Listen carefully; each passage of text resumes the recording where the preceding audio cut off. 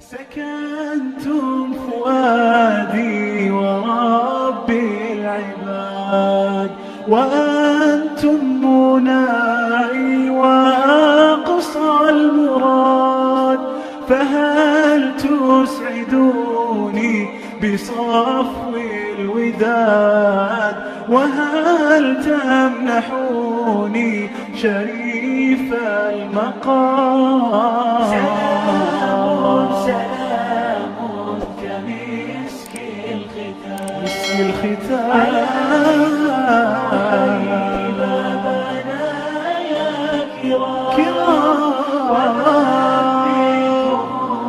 أنسنا في الظلام، ونور لنا بين هذا الأنام.